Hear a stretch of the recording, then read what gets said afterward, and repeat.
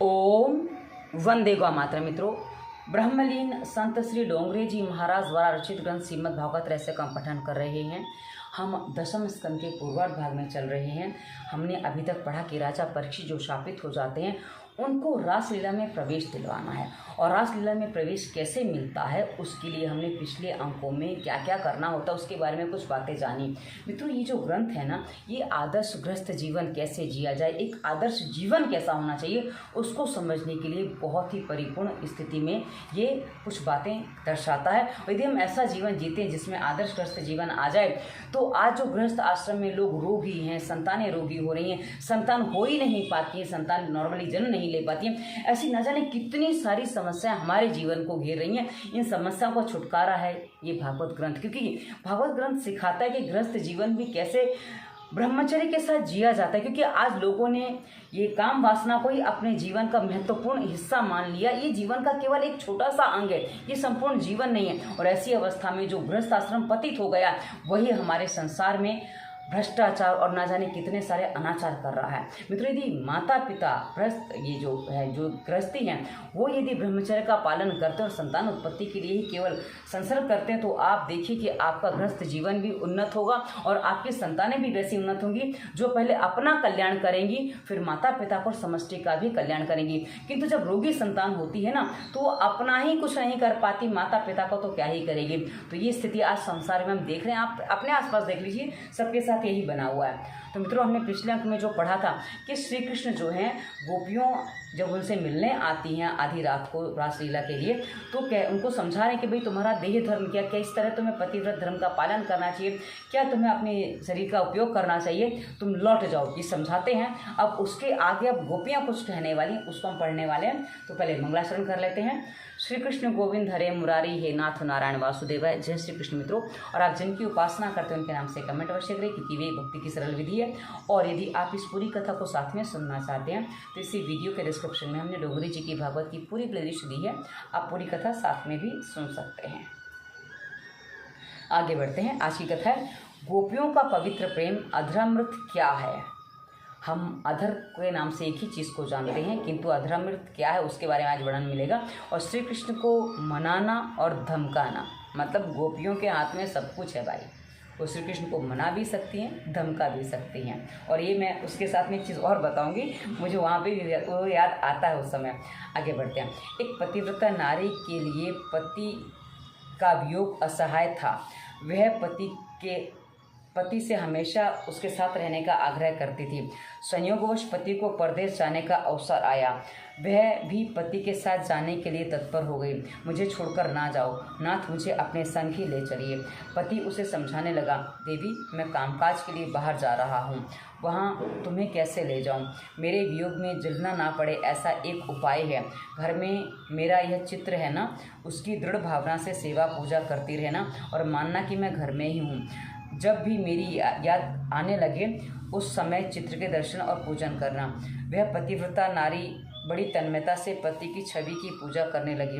2 महीने बीत गए। एक दिन पति लौटकर आए। उस समय वह नारी पति के चित्र की सेवा में लीन थी। अब प्रभु, हमारा प्रश्न यह है कि पति की आवाज़ सुनने पर भी वह स्त्री चित्र की सेवा करती रहेगी या पति के स्वागत के लिए दौड़ती हुई द्वार पर पहुंचेगी।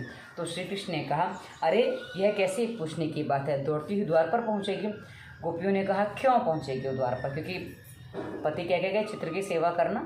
तो श्री कृष्ण ने कहा, चित्र तो कागज का एक टुकड़ा ही है। जब भी द्वार पर पति परमेश्वर साक्षात पधारे हैं तो फिर चित्र का क्या काम। तो गोपियों ने कहा, नाथ हम जीत गए, आपने बराबर न्याय किया है। हमारा भी यही कहना है कि जब परमात्मा मिल गए हैं तो फिर लौकिक पति का क्या लेना देना है। लौकिक पति तो उस चित्र में के आलेखित पति सा ही तो है। प्रत्येक जीव के प्रति निस्वार्थ सेवा से के समान प्रेम करने वाले सच्चे पति का जब हमको मिल गए हैं, मतलब अब हमें सच्चे पति मिल गए हैं, तो उस लौकिक पति की हम क्यों अपनाएं। लौकिक पति के प्रेम में तो हमेशा कपट और स्वार्थ होता है। मतलब जो इस देह का पति होता है वो अपने किसी स्वार्थवश हमारे काम पूरे करता, हमारी बात मानता। पर आप तो वैसे नहीं हो, और आप हमें जब मिल चुके हो, आप समष्टि के पति हो, आप समझ जगत के पति, जब आप मिल गए तो हम उस लौकिक पति के पास क्यों लौटें। किंतु यह बात आजकल की साधारण नारी के लिए अनुकरणीय नहीं है। जब तक परमात्मा के से साक्षात्कार ना हो पाए तब तक वह पति परमेश्वर की ही भावना करनी होगी, मतलब तब तक उसे पति परमेश्वर की भावना करनी होगी। परमात्मा के प्रत्यक्ष दर्शन के बाद पति में प्रभु की भावना ना की जाए तो कोई विशेष बाधा नहीं है।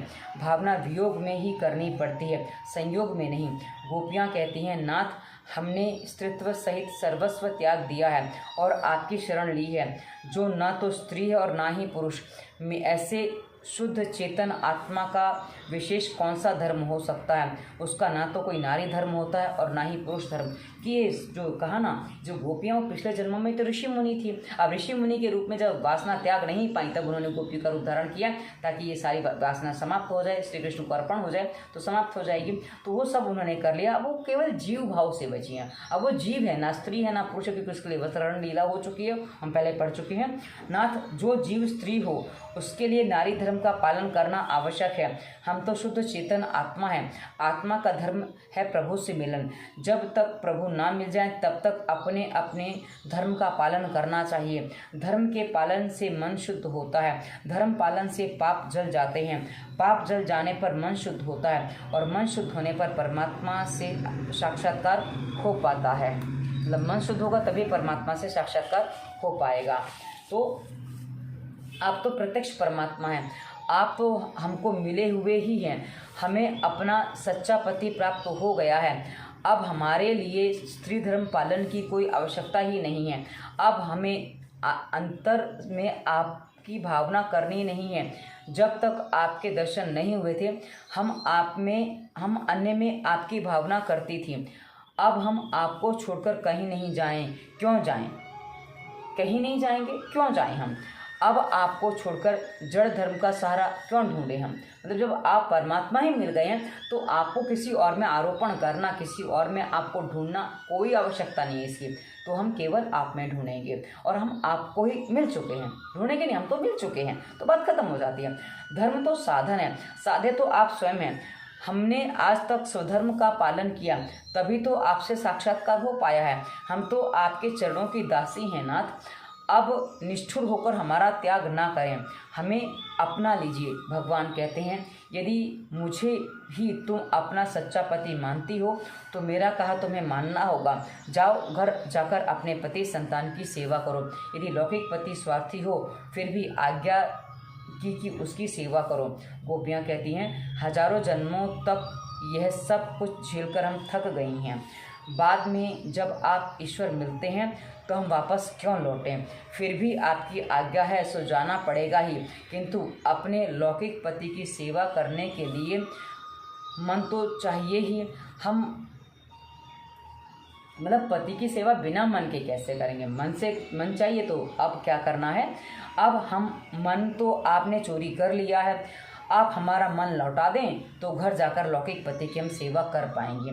हमारा चित्त लौटा दीजिए। मतलब हमारा जो चित्त है जो आप में बस गया, हमारा जो मन है जो आप में रम गया है, उसको हमें लौटा दो तो हम अपने घर चली जाती हैं। गोपियों ने चर्चा चल रही है, गोपियों श्री कृष्ण की चर्चा चल रही है। जो अपना मन ईश्वर को दे देता है वह तो ईश्वर से तदाकार हो जाता है। ईश्वर स्वयं भी उस मन को पुनः लौटा नहीं सकते। श्री कृष्ण जिसके चित्त की चोरी करता हूँ उसका चित्त तो, श्री कृष्ण कहते हैं, जिसके चित्त की चोरी करता हूँ उसका चित्त तो मुझ में एकाकार हो जाता है, उसे मैं लौटा नहीं सकता। तुम्हारे मन की भी यही स्थिति है। दूध में मिली हुई मिश्री कभी अलग नहीं होती है, किसी प्रकार से उसको अलग किया ही नहीं जा सकता। श्री कृष्ण कहते हैं, तुम्हारा मन मुझसे कब और कैसे मिल गया वह तो मैं भी नहीं जान पाता हूँ, सो उसमें लौटाऊँ कैसे? तो गोपियाँ कहती हैं, तो फिर मन के बिना हम अपने घर कैसे लौट सकती हैं? आप मन दे नहीं सकते तो हम घर वापस आ नहीं सकते, क्योंकि मन के बिना सेवा कैसे होगी भाई? मन तो जहाँ लगा काम तो वहीं होता है, तो मन नहीं है तो सेवा कैसे होगी? पादो पदम न चलस्त्वा पाद मूलाद यामह कथम ब्रजमथो करवाम किम वा। हमारे पांव आपके चरण कमल को छोड़कर एक कदम भी पीछे हटने को तैयार नहीं हैं, तो हम ब्रज कैसे लौट कर जाएं? यदि हम लौटे भी तो मन के बिना वहाँ हम कर क्या सकेंगे, क्योंकि मन से ही सारे काम होते हैं। मनुष्य के शरीर में मन को चीर फाड़ के रख दो पर मन कहीं नहीं मिलेगा, लेकिन मनुष्य का पूरा जीवन मन पे ही चलता है। तो मन तो चाहिए कुछ भी करने के लिए। तो प्रभु ने कहा मैं योग शक्ति से तुम सबको उठाकर वहाँ पहुँचा दूँ। तो अब मतलब विकल्प दे रहे हैं कि भाई तुम आज से नहीं जा पा रही हो तो मैं तुम्हें अपनी योग शक्ति से पहुँचा देता हूँ। तो गोपियों ने कहा हमारे शरीर तो घर पहुँचा दोगे, किंतु मन तो साथ आएगा नहीं, हम वहाँ क्या कर पाएंगे। हमारा मन तुमसे में मिल गया है, हम भी आपके स्वरूप में तदाकार होना चाहती हैं। जहाँ मन होगा वहीं जीवात्मा भी होगी। मन तो ईश्वर से ही जा मिलेगा। अब आप देखिए, मन जिस गति में होता है ना, अगले जन्म में जीव को भी वही शरीर मिलता है। जैसे जड़ भरत को कहा ना, पहले वो हिरण में मन रह गया तो अगला शरीर हिरण का ही मिल गया। तो ऐसा ही कि मन जहाँ होता है वहीं शरीर जन्म मिलता है, जीव वहीं होता है, तो वैसी स्थिति बन जाती है। इसलिए कहा गया संसार के जड़ पदार्थों में मन का लय होना नहीं हो सकता। मन और संसार विजातीय है, मन और ईश्वर सजातीय है। सजातीय से तो सजातीय ही मिल सकेगा। मन जड़ नहीं चेतन है, सो वह चेतन परमात्मा से ही जा मिलेगा। मन ईश्वर में ही स्थित हो सकता है। इसी कारण से ज्ञानी लोग अपना मन ईश्वर को देते हैं। मन किसी स्त्री पुरुष या अन्य का नहीं होता, केवल श्री कृष्ण को ही दिया जाएगा। मन जहाँ मिल जाएगा वहाँ आत्मा भी मिल जाएगी। नाथ, हमारा मन आपसे जा मिला है, हम आपके लिए ही जी रही हैं। आपको छोड़कर जाने की हमें कोई इच्छा या आवश्यकता नहीं है। प्रभु ने कहा मैं तुम्हारा प्रेम जानता हूँ, फिर भी आज तो अपने अपने घर लौट जाओ। गोपियों ने कहा अब तो हम कभी नहीं जा सकती, चाहे प्राण क्यों ना निकल जाएं। अब प्रभु निरुत्तर हो गए थे। अब प्रभु निरुत्तर से हो गए। उन्होंने पूछा क्या इच्छा है तुम्हारी, क्या स्वागत करूं तुम्हारा। मतलब अब सब तरीके से समझा लिया श्री कृष्ण ने कि नहीं मान रही हैं। तो अब कहा क्या अब सारी परीक्षाएं पूरी हो गई हैं, तो अब कहते हैं कि अब तुम्हारा स्वागत करूं मैं। अब वो ऐसा कहते, क्योंकि जब उनसे मिलने आएंगे तो स्वागत करना ना भाई, तो अब स्वागत की बात आती है। तो गोपियाँ कहती हैं नाथ, बस केवल अपने अधरामृत का दान दीजिए कि जिससे आपका कभी वियोग ना हो सके। हमें नित्य संयोग का दान दीजिए। गोपियों ने अधरामृत की मांग की। आरंभ में ही कहा गया है कि यह भगवान की समाधि भाषा प्रधान, यहाँ भगवान की समाधि भाषा प्रधान है। जो भागवत में भाषा प्रयोग की गई है वो समाधि भाषा है, तो लौकिक नहीं है। अधरामृत का भी विशिष्ट अर्थ है। पृथ्वी का एक नाम धरा भी है। धरा रहित है इति अधरा, मतलब जो धरती को हम धरा भी कहते हैं ना, तो जो धरा रहित है वो अधरा है। तो क्या है, धरायाः धरामृतम न भवति इति अधरामृतम। पृथ्वी को धरा कहते हैं क्योंकि सभी का धारण और पोषण करती है। पृथ्वी का अमृत धरामृत है। जो इस पृथ्वी का नहीं है वैसा अमृत अधरामृत है। अधरामृत का अर्थ हुआ प्रेमामृत और ज्ञानामृत। जिस अमृत का कभी नाश नहीं हो पाता वह प्रेम अमृत और ज्ञानामृत ही अधरामृत है। हे नाथ, हे प्रभु, हमें उस ज्ञानामृत का दान करें जिसे पीकर ईश्वर के पास से पृथकता द्वैत का भाव ही ना रहे। ऐसा ज्ञान दीजिए कि आपसे हमें कभी बिछुड़ना ना पड़े। तब तक अधरामृत प्रेमामृत ज्ञानामृत न मिला हो, तब तक हृदय में अग्नि धधकती रहती है। सो ऐसा ज्ञान दीजिए कि सभी में हम आपका ही दर्शन करती रहें। मतलब अधरामृत जब मिलेगा, जब वो ज्ञान मिलेगा, वो भक्ति मिलेगी, तो हम सब जगह, भक्ति तो है ही, हम सब जगह आपके ही दर्शन करती रहेंगी। तो इसलिए वो प्रेम और ज्ञान अमृत मांग रही हैं कि भाई हमें वो दो ताकि हम सब जगह आपके दर्शन कर सकें। प्रत्येक में ईश्वर का अस्तित्व है ऐसा मानकर व्यवहार करोगे तभी सारा जगत गोकुल बन जाएगा, वैकुंठ बन जाएगा। परस्पर देवो भवा। गोपियों को सांसारिक सुखों की कोई अपेक्षा नहीं है। ये तो सभी लौकिक सुखों का त्याग करके आई थीं। उनकी मांग लौकिक अमृत की नहीं थी, अधरामृत अलौकिक अमृत की है। मैं ऐसा ज्ञान अमृत चाहती हूँ जिससे हम दोनों का कभी वियोग ना हो सके। नित्य संयोग रहे। आपसे दूर होने की होगी तो माया फिर सिर पर सवार हो जाएंगे। मतलब हम यदि आपसे दूर होंगे तो माया हमारे शरीर पर फिर से सवार हो जाएगी, फिर हम संसार में भरमाने लगेंगे। इतने जन्म तो बीत गए, ऋषि मुनि बने, ना जाने क्या क्या बने, पर उपार नहीं हुआ, तो अब वो हमें दे दीजिए। आप ऐसा ज्ञानामृत दें कि आपके स्वरूप से नित्य संयोग ही अनुभव होता रहे।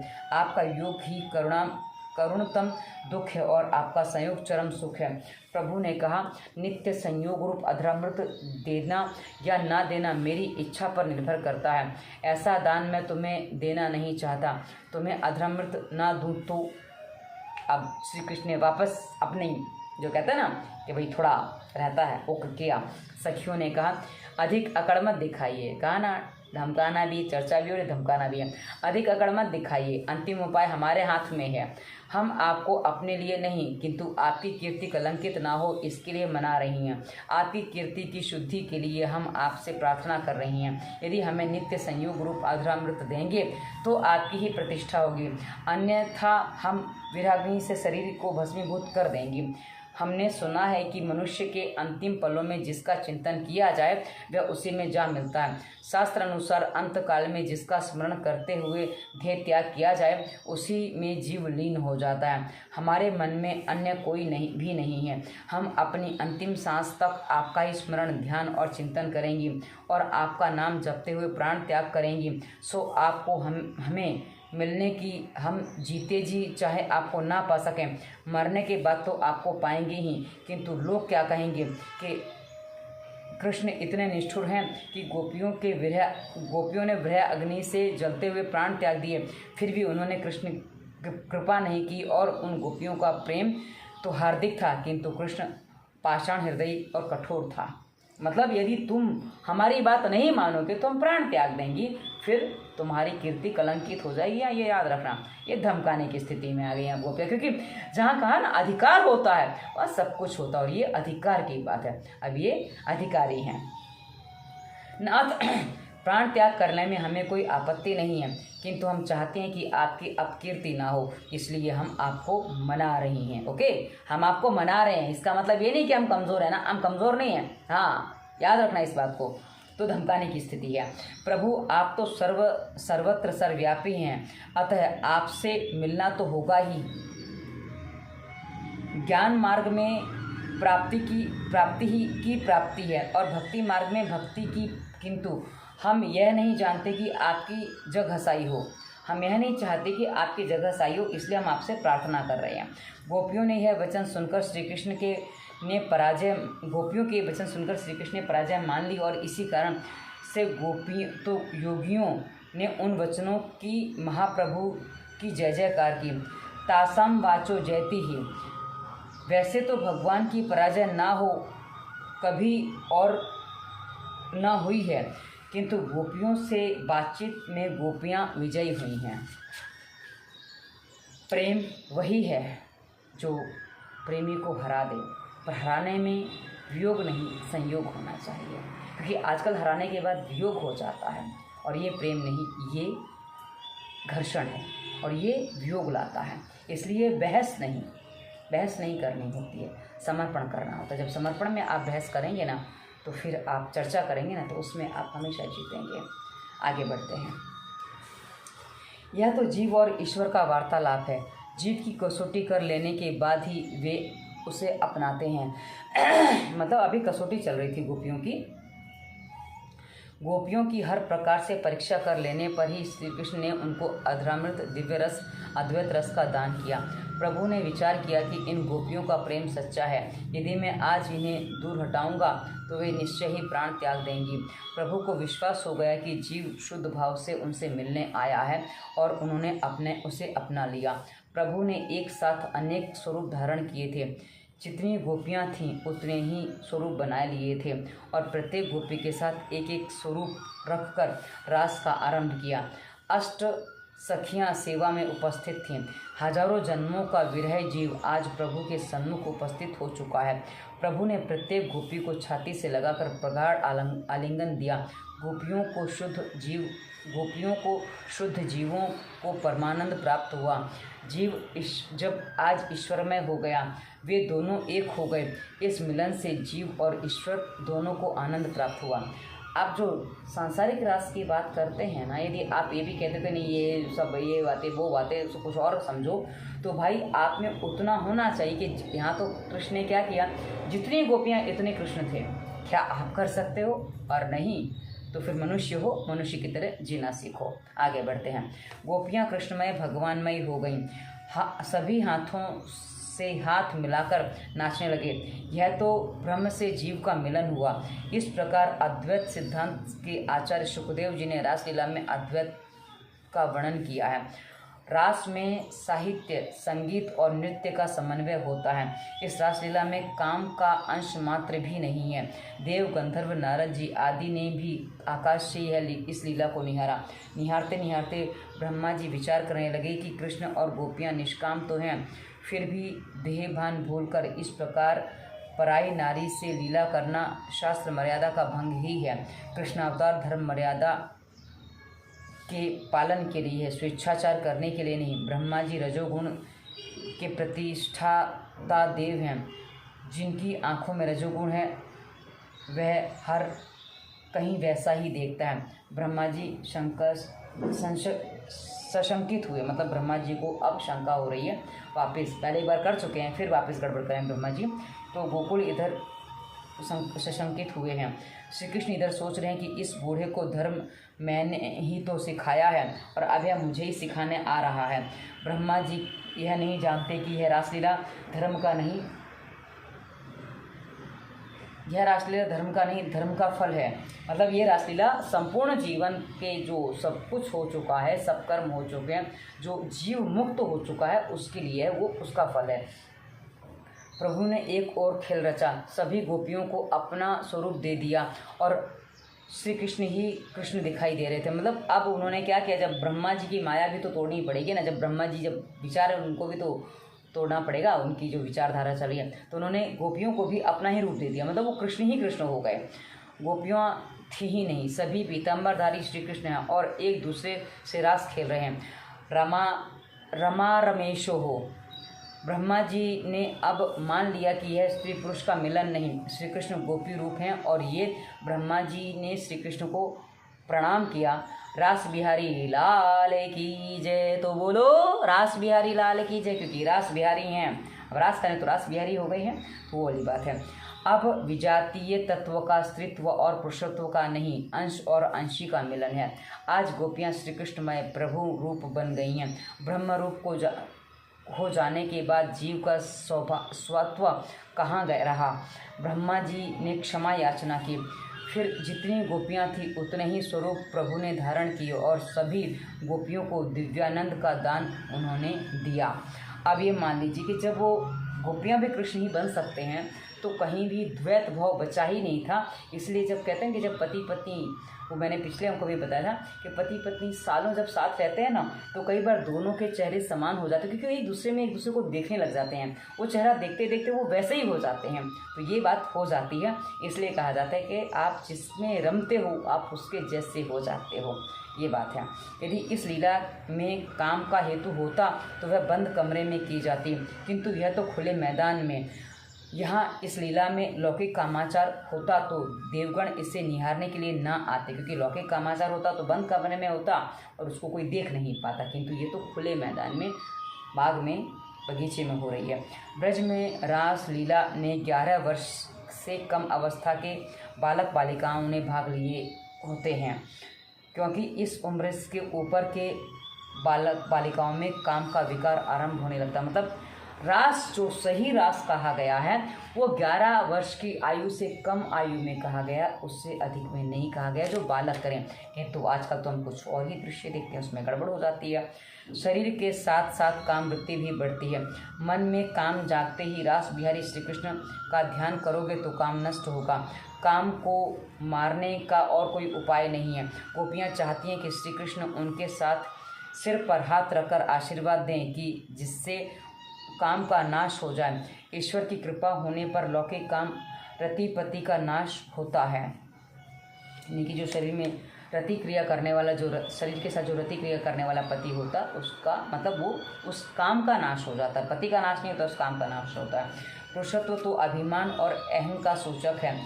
ईश्वर के घर में पुरुष अर्थात अभिमान का कोई स्थान नहीं है। जो जीव गोपी भाव नम्रता से जाता है उसे वहाँ प्रवेश मिलता है। कहा ना, राजा परीक्षित को भी गोपी भाव होगा तभी वो रासलीला में प्रवेश कर पाएंगे। नारद जी सोच कर रहे हैं कि वे पुरुष रूप में आने के स्थान पर स्त्री रूप में आए होते तो उन्हें रास का रस भी प्राप्त हो जाता। नारद जी क्या जाने कि पुरुष तो एक पुरुषोत्तम है और बाकी सब ब्रज नारी हैं। नारद जी को यहाँ कुछ थोड़ा दुख और पीड़ा होती है कि काश स्त्री का रूप लेके आया होता तो मिल जाता प्रवेश। इतने में राधा जी ने नारद जी के म्लान वदन को देखा। वदन का अर्थ नहीं पता, वंदन होना चाहिए या हाँ देह भी हो सकता है। वदन मतलब वदन देह भी हो सकता है, पर वैसे वंदन शब्द भी हो सकता है, ये समझ में नहीं आया। इतने में राधा रानी जी ने नारद जी के म्लान वदन को देखा। म्लान मुख भी होता है कभी कभी, मतलब जब कुछ हमें ऐसा अफसोस लगता है तो चेहरे पे जो कहते हैं ना भाव झलक जाते हैं, उसमें भी वो रूप आ सकता है। वृंदावन की आधीश्वरी राधिका यह नहीं चाहती कि वृंदावन से किसी भी अतिथि को किसी भी प्रकार का कष्ट, दुख या पीड़ा पहुँचे। उन्होंने नारद जी से पूछा, नारद जी मुझे श्री कृष्ण के नारद जी ने कहा, मुझे श्री कृष्ण से रास खेलकर गोपियों सा आनंद पाना है। तो राधा जी ने कहा, आप राधा कुंड में स्नान करोगे तो रासलीला में प्रवेश मिल जाएगा। अब राधा कुंड में स्नान करने की लीला क्या है? राधा कुंड, ये जब हम गोवर्धन परिक्रमा करते हैं ना तो आता है राधा कुंड। राधा कुंड में स्नान करने के से नारद जी नारी बन गए। उन्होंने विचार किया कि यदि परमात्मा मिलते हों तो नारी बनने में भी क्या आपत्ति है। आज तक पुरुषत्व के अभिमान से ने ही तो मुझे प्रभु से इतना दूर रखा है। आज तक मैं इसी अभिमान में डूबा हुआ था कि मैं पुरुष हूँ और बड़ा कीर्तनकार हूँ। गोपियों ने अपना स्त्रीत्व छोड़ दिया और नारद जी ने अपना पुरुषत्व छोड़ दिया। सांसारिक धर्मों का त्याग करके प्रभु की ओर जाना ही तो जीव का धर्म है। देहभान, पुरुषत्व, स्त्रीत्व की भावना प्रभु मिलन में बाधक है। ऐसा देहभान छोड़े बिना जीव ईश्वर के निकट नहीं आ पाता। अभिमानी जीव रासलीला में प्रवेश नहीं कर पाता। गाय समान नम्र गोपी बनकर जाओ। वैसे तो पुरुषत्व अहंकार, अहम भाव का प्रतीक है और स्त्रीत्व नम्रता का। फिर भी प्रभु से मिलने के लिए तो इन दोनों आवरणों का त्याग करके शुद्ध जीव बनने की आवश्यकता है। अपनी विद्या, ज्ञान, कीर्तनकारकत्व का अभिमान नष्ट हुआ तो नारद जी को रासलीला में प्रवेश मिला। वे गोपी बनकर रासलीला में आए हैं। गोपी ने कहा, नम्रता को प्रभु रासलीला में प्रवेश देकर आनंद देते हैं। गोपी नम्र जीव है और उसी को प्रभु अपनाते हैं। गोपी को श्री कृष्ण से प्रेम था, मोह नहीं। मतलब गोपियों को श्री कृष्ण के प्रति प्रेम था, केवल मोह नहीं था। मोह होता तो छूट जाता, बहुत कुछ छूट जाता है, लेकिन प्रेम कभी छूटता नहीं है। मोह और प्रेम में इतना भी समझ लीजिए, यदि प्रेम है ना तो वो कुछ भी हो जाए वो छूटेगा नहीं। किंतु मोह था ना तो सामने वाले व्यक्ति की कुछ प्रतिकूल बातें, प्रतिकूल भावनाएं देखकर वो छूट जाता है, वो मोह होता है। किंतु प्रेम नहीं छूटता है। आत्मा का चिंतन प्रेम उत्पन्न करता है और शरीर का चिंतन मोह। अपने प्रिय पात्र के आत्मा का स्मरण, चिंतन, ध्यान करो, शरीर का नहीं। प्रेम में अतिशय धीरज की आवश्यकता है। धीरज भी कैसा? रुक्मिणी ने अपने एक पत्र में श्री कृष्ण को लिखा था, चाहे कितने भी जन्म मुझे लेने पड़े किंतु वरण तो मैं केवल आपका ही करूँगी। अब इसमें एक कथा छोटी सी और याद आती है मुझे। एक बार एक भक्त तपस्या कर रहे थे। तपस्या करते करते वहाँ वो इमली के वृक्ष के नीचे बैठ के तपस्या कर रहे थे। अब वहाँ नारद जी आते हैं। तो नारद जी जो विष्णु जी से मिलते रहते थे, देवलोक में जाते आते रहते थे, तो उन्होंने कहा, देवर्षि नारद, आप प्रभु से खाली इतना पूछ के आइए, मुझे बताइए कि मुझे वो दर्शन कब देंगे। मैं तपस्या करने में मुझे कोई बाधा नहीं है, मैं तपस्या करने को तत्पर हूँ, किंतु उनसे केवल इतना पूछ के मुझे बताइए कि वो मुझे कब दर्शन देंगे। तो नारद जी कहते हैं ठीक है, मैं तुम्हें बताता हूँ। तो नारद जी जाते हैं, पूछते हैं कि फलाना भक्त जो है आपका बड़ी तपस्या कर रहा है इमली के पेड़ के नीचे बैठ के, तो वो आपसे जानना चाहता है कि आप उसे कब दर्शन दोगे। तो विष्णु जी कहते हैं उससे मैं इतनी जल्दी दर्शन नहीं देने वाला, वो पिछले जन्मों की कई बार बहुत पापी आत्मा रही है, तो उसको जिस पेड़ के नीचे बैठकर तपस्या कर रहा है ना, उस पेड़ में जितने पत्ते हैं ना, वो उतने जन्म लेगा, तब मैं उसको दर्शन दूंगा। अब इमली का पेड़ आप देखिए बड़ा सा होता है, उसी में छाया होती है, उसके पत्ते कितने छोटे छोटे होते हैं। अब आके नारद जी उसको कहते हैं कि तुम्हें ईश्वर के दर्शन की कोई संभावना नहीं है। बोले क्यों? बोले इस पेड़ में जितने पत्ते हैं उतने जन्म तुम जब तपस्या करोगे तब तुम्हें ईश्वर दर्शन देंगे। तो नाचने लग गया भक्त। बोले क्या हुआ तुम्हें, इतनी लंबी प्रतीक्षा में भी तुम नाच रहे हो? अरे बोले दर्शन की बात छोड़ो, उनके पास मेरे लिए विचार करने का समय इतना ही मेरे लिए पर्याप्त है। मतलब कैसी भक्ति होती है, आप ये सोचिए कि उन्होंने मेरे बारे में विचार किया, इतना आपको उत्तर दिया, आप मेरे को बताने आ रहे हो, उन्होंने मेरे बारे में इतना सोचने का जो समय दिया ना, वही मेरे लिए पर्याप्त है। मैं उसी में प्रसन्न हूँ, मुझे और कुछ नहीं चाहिए। दर्शन तो मिले ना मिले कोई बात नहीं, पर उन्होंने मेरे बारे में विचार तो किया, वो मेरे बारे में विचार कर रहे हैं, बस वही पर्याप्त है। तो भक्ति इस प्रकार होती है। भगवान तो गोवर्धन नाथ जी का वांग्मय स्वरूप है। जब तक नाम के साथ साथ संबंध नहीं हो पाए, तब तक नामी प्रभु के साथ संबंध कैसे हो पाए। भागवत परमात्मा का प्रत्यक्ष नाम स्वरूप है, जो भगवान से संबंध जोड़ देती है। दशम स्कंद तो भागवत का हृदय है। मानव जीवन का अंतिम लक्ष्य है रासलीला। कहा ना, परीक्षित राजा को रासलीला में ले जाना है अंतिम लक्ष्य। ईश्वर को प्राप्त किए बिना जीव को शांति नहीं मिल पाएगी। जीव ईश्वर के साथ एक हुआ नहीं कि मुक्त हो गया। यदि तुम भगवान से मैत्री करोगे तो वे तुम्हें भी सुदामा की भांति भगवान बनाएंगे। यह जीव कुछ साधन करता नहीं है। सत्कर्म करने के लिए कोई विशेष मुहूर्त की आवश्यकता नहीं होती है। इसी क्षण से आरंभ करो सत्कर्मों का। बातों में, चर्चा विचारणा में समय का व्यय ना करो। विचार में समय गवाओगे तो आचार के लिए समय कहाँ से निकालोगे। मतलब मनुष्य क्या होता है ना, मैं ऐसा काम करूँगा, वैसा काम करूँगा, इसको करूँगा, वो करूँगा, ये सब सोचने में समय जब अधिक लगा देता है, और उसको जब काम करने की बारी आती है तो उसमें आधा भी नहीं कर पाता है, और उसको पालन किए बिना, क्योंकि जो आप सोच रहे हो, अच्छी चीज़ें जो सोच रहे हो, उसका पालन नहीं करोगे तब तक उसका कोई उपयोग नहीं है, लाभ नहीं है। आज तक रुपए पैसे के पीछे बहुत भागते रहे, अब जरा भगवान के पीछे भी दौड़ो। आज की अशांति का यही कारण है कि जीव ने ईश्वर को भुला दिया है। मनुष्य राजा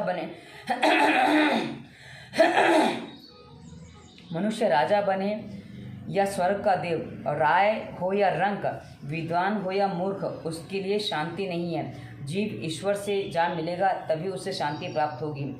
हमने देखा है भाई, देवराज इंद्र हमेशा ही व्यथित रहते हैं। उनको किसी की भी तपस्या से डर लगता है कि कहीं मेरा इंद्रासन तो नहीं छीन लेगा, तो ये मोह होता है। इंद्र को भी अपने आसन के प्रति मोह है। भगवान तो स्वयं आनंद रूप हैं। उन्होंने अपने आनंद के लिए नहीं, गोपियों को आनंद कराने के लिए रासलीला का आयोजन किया था। गोपियों को परमपद मिला, जीव और ईश्वर का पुनर्मिलन हुआ। परमात्मा के साथ मिलन हो जाने के बाद भी परमात्मा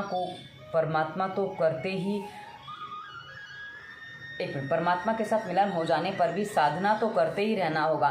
साधना करने के लिए कोई सिद्धियां मिलेंगी या परमात्मा भी, किंतु साधन ना छोड़ा जाए। यानी कि साधना जो है ना, वो साधन है ईश्वर तक पहुंचने का, वो बड़ी बात है। मन का तो अंतिम सांस तक कभी विश्वास नहीं किया जा सकता। यदि भगवान सेवा और जप बंद कराना चाहें तो भी कह देना, नाथ मैं आपकी सभी आज्ञाओं का पालन कर सकता हूँ, किंतु आपका जप और सेवा नहीं छोड़ना। जप और सेवा छोड़ देने से सब कुछ वहीं समाप्त हो जाता है और वो पतन के मार्ग पे आ जाता है। इसलिए जप और सेवा कभी नहीं छोड़ना। सेवा की जीते जी तो कोई समाप्ति ही नहीं है।